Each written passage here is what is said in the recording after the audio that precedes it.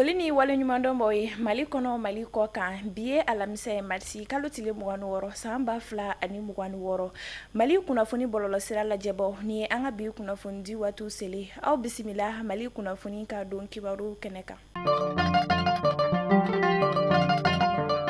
Kunnafoni daminɛla bi k'a ta marisi kalo tile 26 san 1991 ma fo ka na se bi marisi kalo tile 26 san 2026 ma o bɛ bɛn san 35 o de ma ni o ye jɛmufanga nalen an ka jamana kɔnɔna ni a bɛ wele ko démocratie jɛmufanga ni yɛrɛ kɔni ɲinitɔ o kɛra sababu ye ka dan sigi an ka jamanakuntigi kɔrɔ min tun bɛ ni a bɛ wele ko Musa Tarawele ale ka fanga la min senfɛ mɔgɔ caman olu bɔnɛna u ni na o de la ni don kɔfɔta in kɔni kɛra lada ye an ka jamana kɔnɔna na don min na tasibila bɛ kɛ k'a ɲɛsin maa minnu kɔni fatura ni démocratie fanga in kɔni ɲinitɔ o la an ka jamana kɔnɔna na.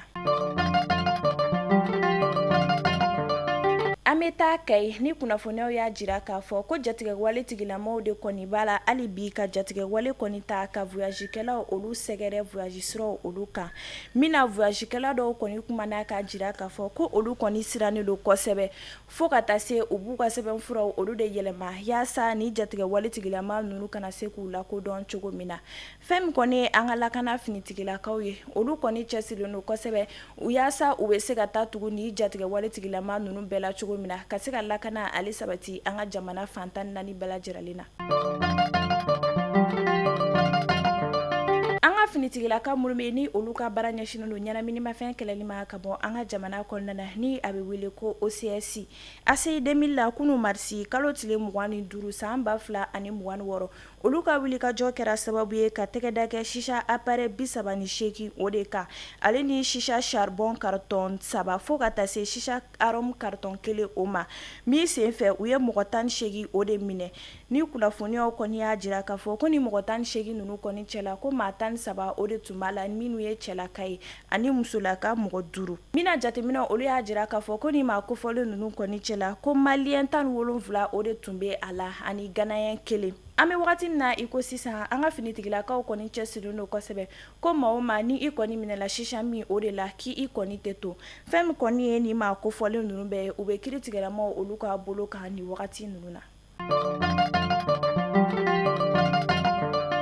Kunun marisi kalo tile 25 san 2026 o bɛnna festival mangi tago 2nan ma ni o yɛrɛ ɲɛnamayali kɔni kun tɛ dɔwɛrɛ o de ye ka an ka jamana yiridenw olu don ba la min na an ka jamana maaba caman tun bɛ a kɛnɛ kan fo ka taa se jagokɛla caman olu fana tun bɛ a kɛnɛ kan yaasa an ka faamuyali caman sɔrɔ a ko la an ka jɛ ka kɔrɔfɔ dɔ olu lamɛn ɲɔgɔn fɛ. Festival mangoro sugu hakilina ye min ye ka interprofession filière mɔgɔ bɛ baara kɛ mangoro kɔnɔ k'olu fara ɲɔgɔn kan an ka essayer kana kuma mangoro gɛlɛyaw kan parce que très généralement an b'a ye festivalw bɛ kɛ mais a caman ye kana fêtew de kɛ an fana ta ye fête in b'a la mais surtout an bɛna problèmew de ɲɛfɔ kana essayer k'a fɔ mɔgɔw ɲɛna mangoro yɛrɛ ye fɛn mun ye mangoro bɛ se ka min ladon an ka jamana kɔnɔ ani problème minnu b'a a kan an y'a jateminɛ ɲinan san kɔnɔ mangoro tɛna se ka exporter ka taa Union européenne kan donc an y'a décider ka an ka ɲinan festival min y'a tago 2nan ye k'o accès o kan n'o bɛ taa kɛ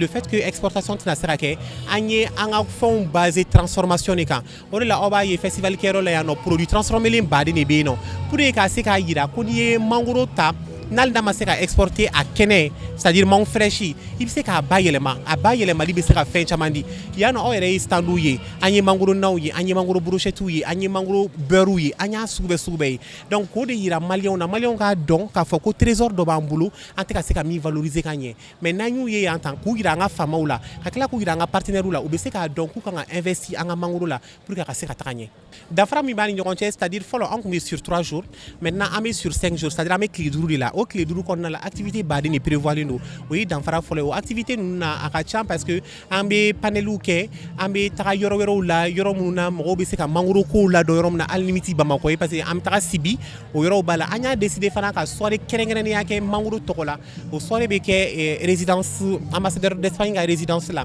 o soirée kun tɛ dɔgɔrɛ ye mɔgɔw kana mangoro transformé sugu bɛɛ dun mais jɔn bɛna dun an ka faamaw yɛrɛ surtout parce que u ka se k'a dɔn fɛn minnu bɛ se ka kɛ u yɛrɛ k'a dɔn u bɛ se se ka investir à la cogo min na maintenant an y'a sɔrɔ kɛ soirée payante ye c'est-à-dire que wari min bɛ sɔrɔ a la a wari de bɛ kɛ ka sibi an ye coopérative dɔ sugandi an bɛ taa wari di olu ma u bɛ matériel san k'u yɛrɛ dɛmɛ n'a ye ka transformation kɛ n'a ye o y'a danfara dɔ ye. A tiɲɛ yɛrɛ la comme salon ta kun ye première édition ye o jama kun ma caya mais zena deuxième édition jama cayara yɛrɛ de mɔgɔw bɔra yɛrɛ de a bɛ ka taa ɲɛ yɛrɛ de. An ka baara ye mangoro jus ka mangoro kɛ jus ye a jus naturel ye an bɛ ɲamakuma kɛ an bɛ jus simple fana kɛ wolowolola min bɛ ne bolo an bɛ dugawu de kɛ mɔgɔw ka na ka na jumɛnw ka jus san jus in ka di dɔrɔn u ka na merci.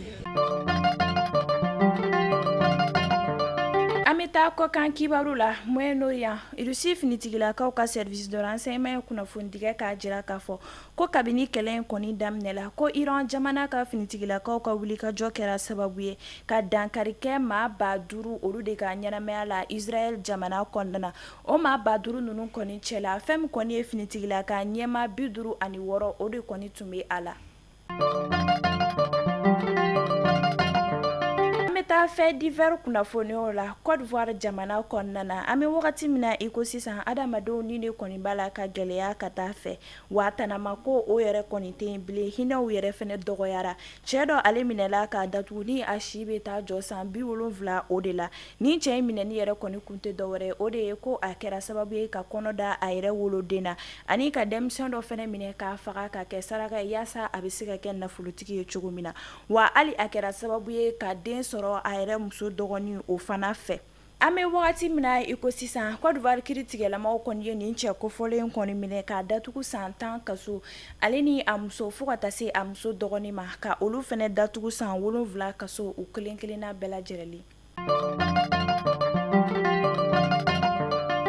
Wagati min na iko bi Niger dugu min bɛ ni a bɛ wele ko Zender ale sugu de kɔni jenina surɔ ka dugu jɛ bi marisi kalo tile 26 la san 2026 ni o kɛra sababu ye ka maaw bolofɛn minɛ nafama caman olu fɛnɛ jeni a nɔfɛ fɛn min kɔni ye Niger protection civile maaw ye olu kɔni ye u senfa ka se nin kɛnɛ kofɔlen na joona yaasa u bɛ se ka dɛmɛ don sugu maaw ma cogo min na.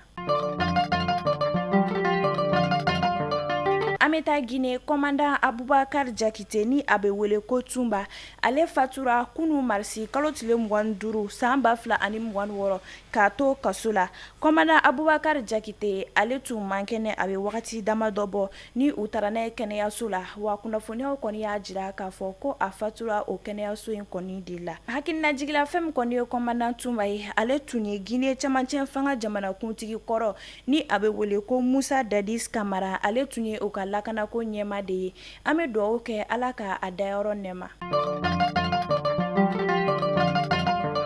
Mali kunnafoni bɔlɔlɔsira lajɛbɔ ni ne bɛ dan sigi an ka bi kunnafoni dilaw olu la aw k'an bɛn kunnafoni di kuraw olu kɛnɛ kan.